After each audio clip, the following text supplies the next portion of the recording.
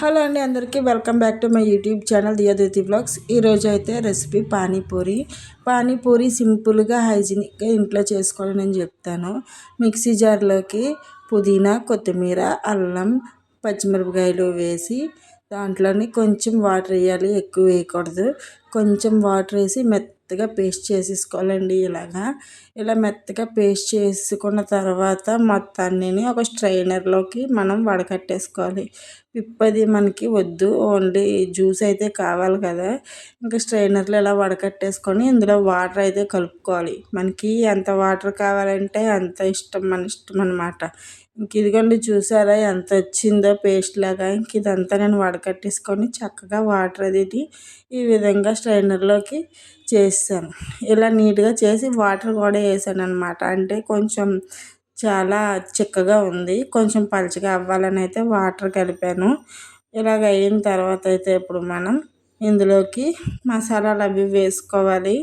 ఆ మసాలాలు అవి కూడా ఇప్పుడు నేను మీకు చూపిస్తాను.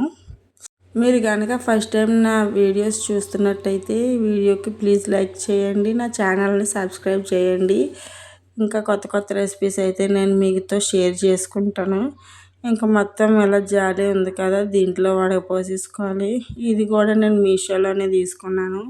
మనం చెప్పాను కదా 4 ఒకేలా కాంబోలో వచ్చాయి అని, ఆ కాంబోలోనే ఇది కూడా వచ్చిందనమాట.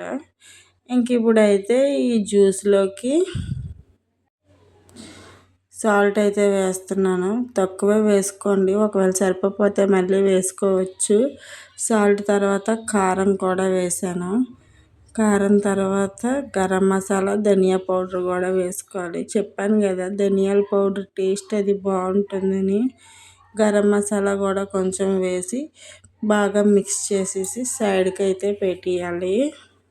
ఇంకా అయితే మనకి వాటర్ రెడీ అయిపోయింది అనమాట, పానీపూరికి ఇప్పుడైతే మసాలా ప్రిపేర్ చేసుకుందాము.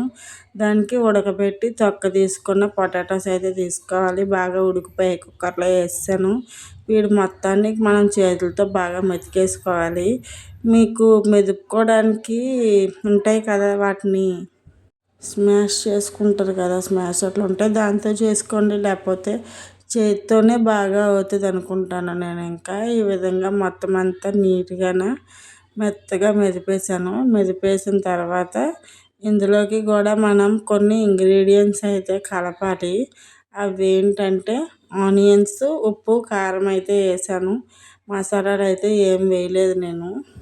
చూసారు కదా, ఇంకెలా అయిపోయాక ఇప్పుడు ఆనియన్స్ అయితే నేను గిన్నెడు తీసుకున్నాను కానీ హాఫే వేసాను. ఎందుకంటే మళ్ళీ అక్కడ అడుగుతారు నాకు ఆనియన్స్ కావాలని, మళ్ళీ కట్ చేయలేకైతే కొన్ని సైడ్కి వదిలేసాను.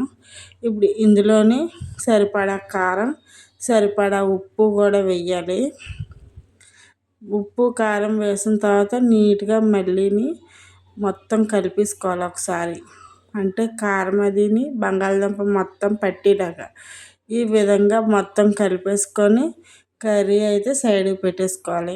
ఇష్టమైన వాళ్ళు అయితే బంగాళదుంపతో కాకుండా కొమ్మిశనగలు ఉంటాయి కదా, వాటితో కూడా చేసుకుంటారు. కాకపోతే మేమైతే బంగాళదుంపలతోనే చేస్తాము.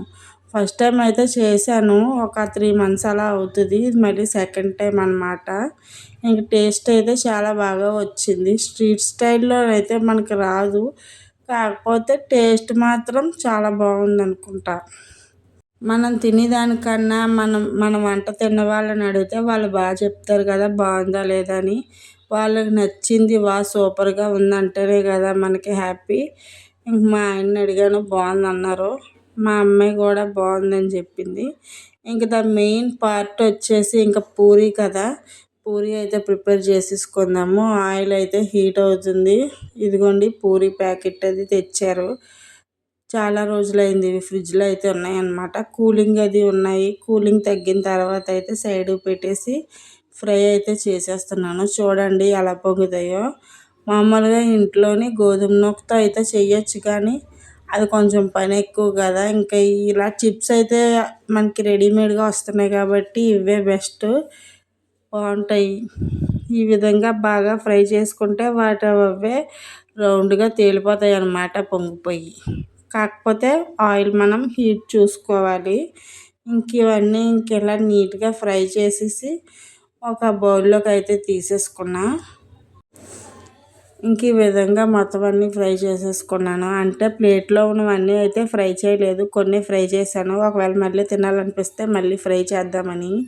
ఎందుకంటే ఇవి ఫ్రిడ్జ్లో పెట్టి తీసాను కదా, ఫ్రై చేసి లోపల పెడితే అదే గిన్నెలో వేసాను కదా, వేసిన తర్వాత కొంచెం మెత్తగా అయిపోయినట్టుగా అలా అనిపించింది. మీరు కనుక ఫస్ట్ టైం నా ఛానల్ చూస్తున్నానంటే నా వీడియోని లైక్ చేయండి, నా ఛానల్ని అయితే సబ్స్క్రైబ్ చేసేయండి. ముందు ముందు ఇంకా వెరైటీ వెరైటీ వంటలు అయితే వస్తాయి, టైలరింగ్ వీడియోస్ కూడా వస్తాయి అన్నమాట. అంటే నా ఛానల్లోని అన్ని రకాల కంటెంట్ ఉంటుందన్నమాట. ఓన్లీ ఒకటే కాకుండా బోరింగ్గా ఉండదు, చాలా ఇంట్రెస్టింగ్గా ఉంటుంది. నా వీడియోస్ కోసం అయితే నా ఛానల్ని సపోర్ట్ చేసి సబ్స్క్రైబ్ అయితే చేయండి. మీ ఫ్రెండ్స్ అండ్ ఫ్యామిలీ మెంబర్స్కి షేర్ చేయండి.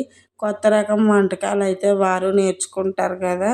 ఇంక ఈ పూరీలు అవన్నీ ఫ్రై అయిపోయిన తర్వాత అయితే నేను ఇంకా పిల్లలకి అది పెట్టేశాను. నైట్ అయితే కొంచెం లేట్ అయ్యింది, బయటికి వెళ్ళాము. అందుకని అయితే ఇప్పుడు 9:30 అలా అవుతుంది. ఈ టైంలో అయితే చేశాను.